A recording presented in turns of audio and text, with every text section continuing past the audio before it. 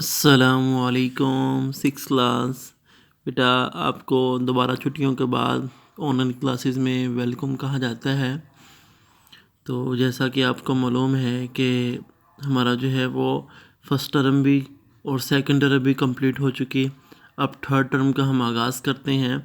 تو third term میں ہمارا سبق ہے، آج جو ہے وہ یہ سبق ہمارا حضرت داتا گنج بخش علی حجویری رحمہ اللہ، بک کے پیج نمبر 78 پہ آ جائیں۔ یہ شخصیت ہے، بہت ہی نامور شخصیت ہے، جن کے بارے میں آپ بخوبی جانتے ہیں کہ یہ ولی اللہ تھے، یعنی کہ اللہ کے بہت ہی قریب عبادت گزار پرہیزگار بندے تھے۔ ان کے بارے میں ہم پڑھیں گے۔ حضرت داتا گنج بخش علی حجویری رحمہ اللہ علیہ۔ سب سے پہلے ہم جو ہے وہ اس سبق کی جو ہے وہ ریڈنگ کریں گے۔ تعارف اس کا شروع کرتے ہیں، ہم تعارف سے شروع کرتے ہیں۔ تعارف کا مطلب ہوتا ہے جیسے بھی آپ سے پوچھا جائے کہ آپ بھی اپنا تعارف کروائیں، تو ان کے بھی بارے میں ہم جو ہے وہ ان کے بارے میں امپورٹنٹ جو چیزیں ہیں وہ ہم پڑھیں گے کہ یہ جو ہے وہ کہاں کے رہنے والے تھے، کون کون سے کارنامے انہوں نے سر انجام دیے، تو یہ ہم جو ہے ان کے تعارف کے اندر پڑھیں گے۔ صوفیاء کرام نے اسلام کا نور دنیا کے دور دراز علاقوں میں پھیلایا۔ صوفیاء کرام نے اسلام کا نور دنیا کے دور دراز علاقوں میں پھیلایا۔ برصغیر پاک و ہند میں جن بزرگان دین نے یہ فریضہ سر انجام دیا، ان میں سید علی حجویری المعروف داتا گنج بخش رحمہ اللہ کا نام بہت اہم ہے۔ یعنی کہ وہ کہتے ہیں کہ اور بھی بہت سے صوفیاء کرام نے، بزرگان دین نے جو ہے وہ اسلام کا نور دور دور تک پھیلایا۔ ان میں سے ایک یہ بھی شخصیت ہے، ایک یہ بھی بزرگ ہیں جنہوں نے جو ہے وہ دین کا کام، دین جو ہے وہ اسلام کا نور جو ہے وہ دنیا کے دور دور علاقوں تک پھیلایا۔ حضرت داتا گنج بخش رحمہ اللہ مشہور صوفی بزرگ اور ولی اللہ تھے۔ ولی اللہ ان کو کہا جاتا ہے، یعنی جو اللہ کے بالکل مقرب ہوں، جو اللہ کے جو ہے وہ زیادہ سے زیادہ عبادت کرنے والے ہوں، اللہ کے محبوب انسان ہوں۔ آپ کا اصل نام علی اور ان کے والد کا نام عثمان تھا، یعنی آپ کا جو اصل نام تھا وہ علی تھا اور آپ کے والد کا نام عثمان تھا۔ آپ رحمہ اللہ افغانستان کے شہر غزنی کے قریب حجویر میں 1009 یعنی 1009 عیسوی میں پیدا ہوئے۔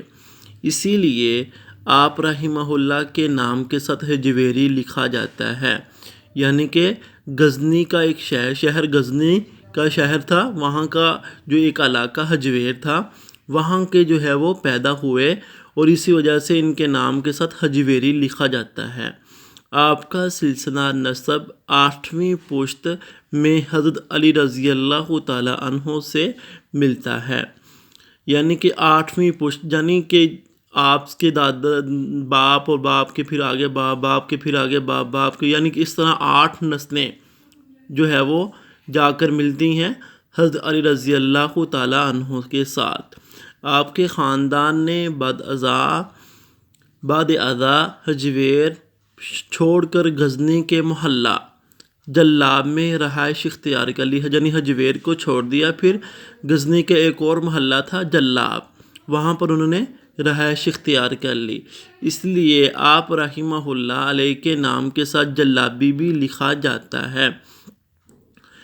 آپ رحمہ اللہ کا خاندان علم اور تقوی میں مشہور تھا، یعنی کہ آپ کو جو خاندان تھا اس کے اندر علم بہت زیادہ تھا، متقی بہت زیادہ تھے لوگ، پرہیزگار تھے، یعنی اللہ کا ڈر ان کے دلوں میں بہت زیادہ تھا، متقی اور تقوی اور پرہیزگار تھے آپ کا خاندان۔ آپ رحمہ اللہ نے ابتدائی تعلیم غزنی سے حاصل کی اور مزید تعلیم کے حصول کے لیے خراسان، یعنی ابتدائی تعلیم جو شروع میں جب تعلیم کا آغاز کیا تو غزنی ہی سے کیا تھا، لیکن پھر مزید اعلیٰ تعلیم کے لیے خراسان، کرمان، عراق، شام، لبنان اور آذربائیجان اور دیگر علاقوں کا سفر کیا۔ یعنی کتنے علاقوں کا سفر کیا؟ خراسان، کرمان، عراق، شام، لبنان اور آذربائیجان اور دیگر علاقوں کا سفر کیا اور کثیر علماء سے علم بھی حاصل کیا۔